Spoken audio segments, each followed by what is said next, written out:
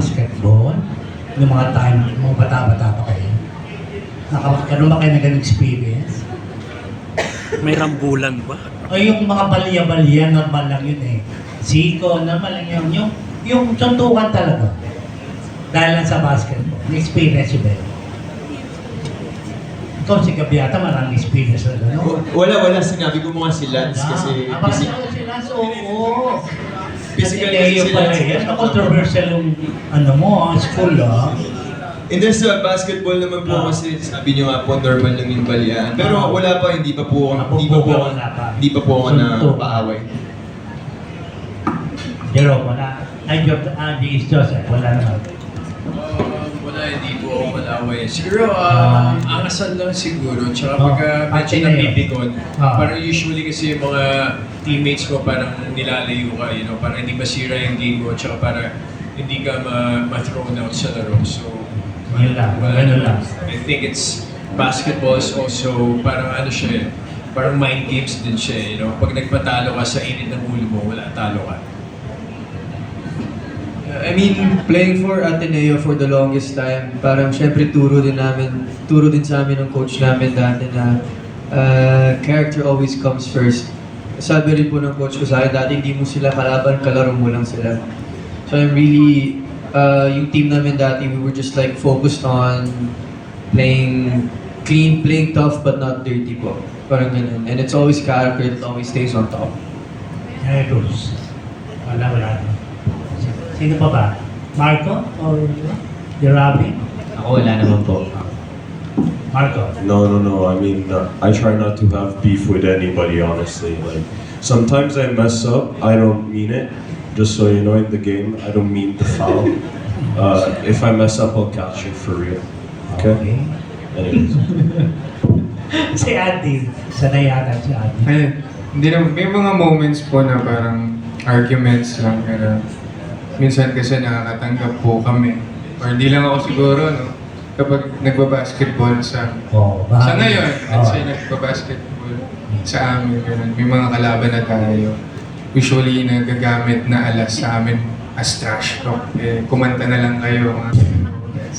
Yes, so many times.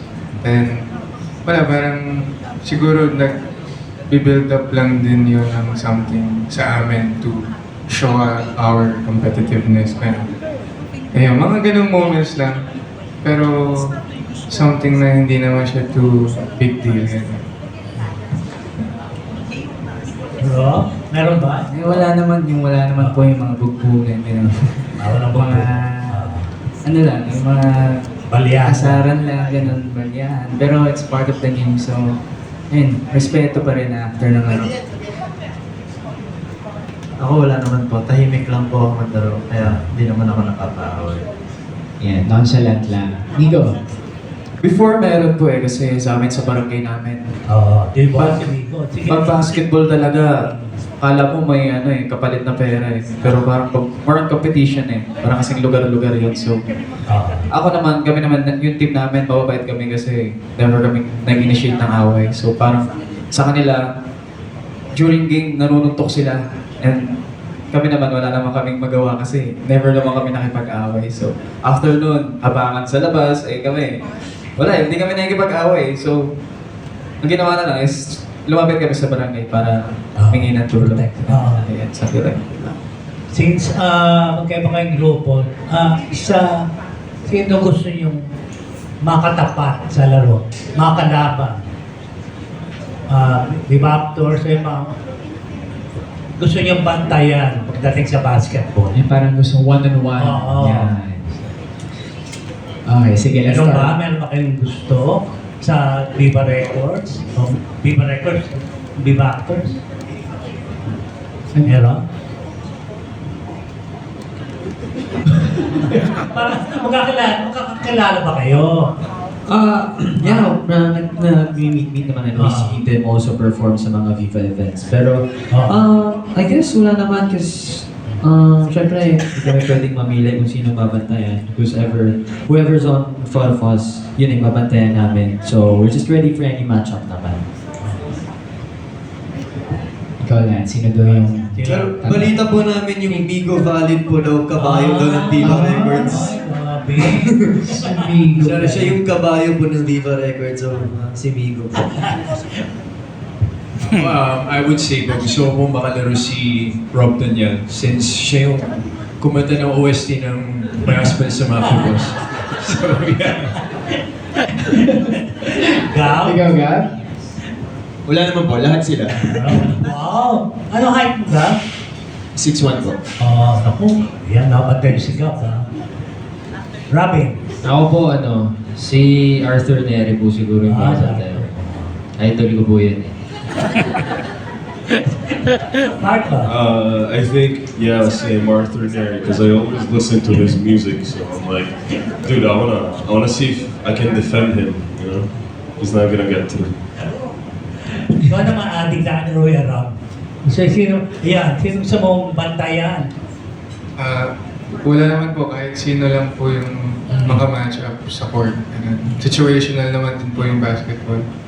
Ayan lang po. Bro.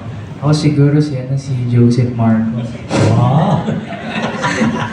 Kasi nag-leading man po siya sa music video.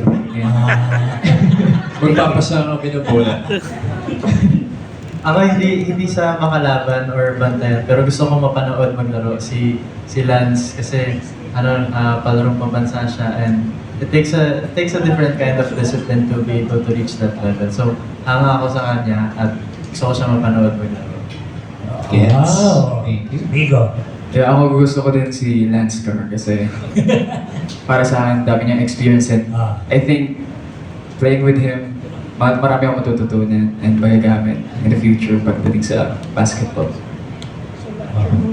Last na lang, Tana, walang green. Dito, hindi ka Tana. Sino mga, may muses na ba kayo? Meron na kayong muses? Sa August 16? Meron na? Si Ken po. Ha? Si Ken. Anong muse? Sino? Ken? Sino yun?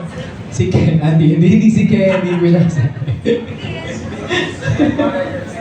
From Viva, kasi from Viva Records siya.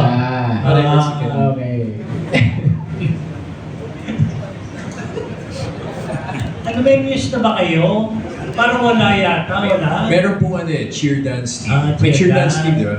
Yes, So, meron. maraming muse doon. Hindi, bukod sa basketball. Basketball lang ba talaga mapapanood sa August 16? I think meron kakaroon tayo ng volleyball, right? And cheer dance competition ng Team Viva 1 and Team Viva Records. Correct me if I'm wrong, guys. Yeah? Yeah. Meron din. Yes. Cheer dance. Okay, good luck, boys. Thank you so much.